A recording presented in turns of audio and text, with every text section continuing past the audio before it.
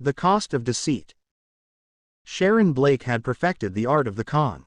At 35, her striking features, high cheekbones, oceanic blue eyes, and willowy frame that stood just over 6 feet, made her impossible to ignore. Her elegance was a weapon, a lure that drew powerful men toward her like moths to flame. The formula was always the same. She'd position herself at charity galas, exclusive clubs, or high-profile events where she could encounter men of means, CEOs, heirs, politicians. Men with assets to protect and reputations to maintain. Sharon would craft each new identity with meticulous care. Sometimes she was an art dealer from old European money, other times a tech entrepreneur looking for investment partners. The identity changed, but the target remained consistent: wealthy men with something to lose. The pregnancy con had begun as an accident. 5 years earlier, with a hedge fund manager named Richard, she had genuinely believed herself pregnant.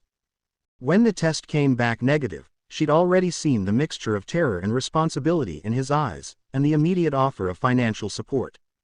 By the time she'd worked up the courage to tell him the truth, he'd already transferred the first support payment of $50,000. The lie seemed easier than the truth, and more profitable. After Richard came Alexander, then James, William, Christopher, and others whose names blurred together in her memory. The routine became refined. Whirlwind romance, careful, accidental, pregnancy, engagement announcement, then increasingly elaborate needs requiring financial support. She never stayed longer than 6 months, just enough time to extract hundreds of thousands before fabricating a tragic miscarriage or a sudden family emergency that required her to take some time away. By the time her targets realized they'd been duped, Sharon was already establishing herself in another city with another name.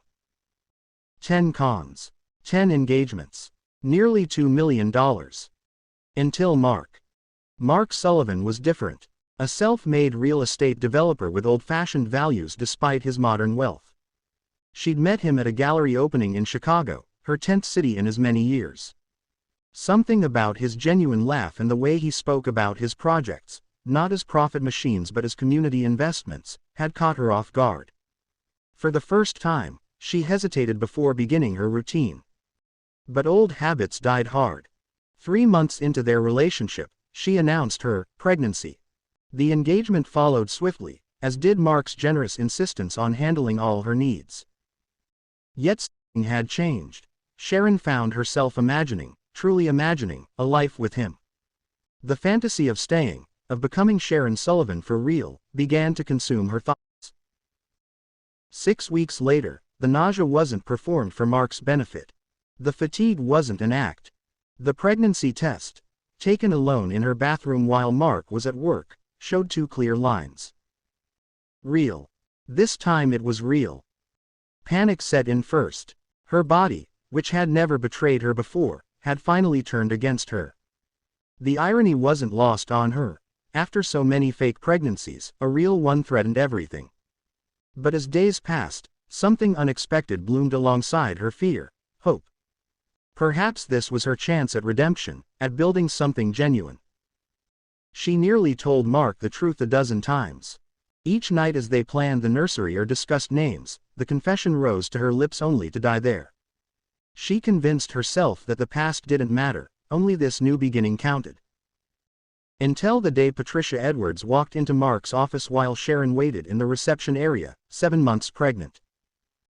"Sharon Blake," Patricia said, her voice carrying across the waiting room. "Or did I say, Elizabeth Moss? That's who you were when you convinced my brother William you were carrying his child." The receptionist looked up. Mark stepped out of his office, confusion etched across his face.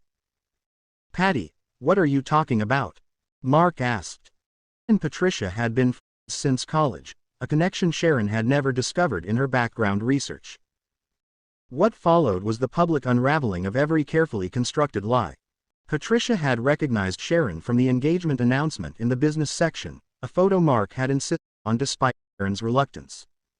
Patricia's brother William had lost over $300,000 to Sharon's scheme 3 years earlier. The truth, once it began spilling out, couldn't be contained. Mark's friends had connections to investigators who found a pattern spanning a decade. 10 identities. 10 engagements. 10 fabricated pregnancies. All while Sharon sat, her very real child kicking inside her, watching the only genuine chance at happiness she'd ever allowed her to disintegrate. 3 years later, Sharon walked through the manicured gardens of Mark's Lake Forest estate, her hand tightly gripping her daughter Lily's small fingers. The toddler bounced with excitement. Visits to Daddy's house were always the highlight of her month. The divorce and custody arrangements had been surprisingly civilized, considering the circumstances. Mark had insisted on DNA testing immediately, and upon confirmation that the child was his, had been relentless in securing partial custody. The courts had been lenient with Sharon. None of her previous targets had pressed criminal charges, perhaps too embarrassed to admit they'd been so thoroughly deceived. But the civil judgments had stripped her of every penny she'd accumulated.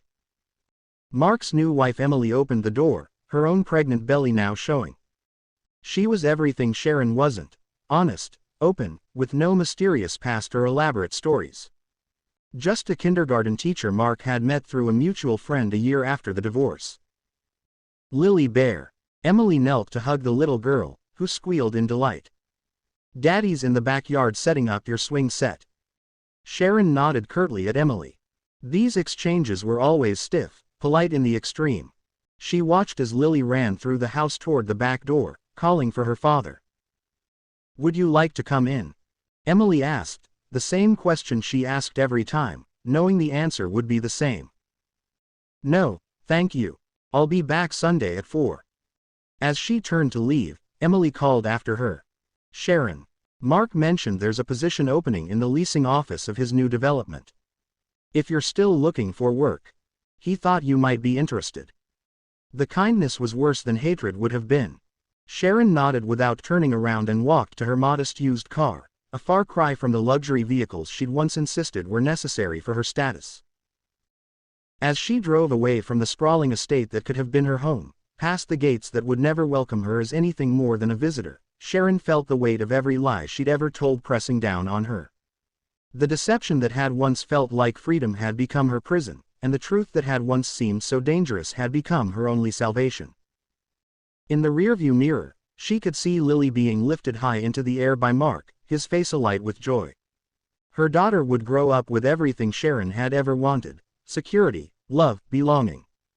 But she would receive these gifts from hands other than her mother's. It was, Sharon reflected, exactly the price she deserved to pay.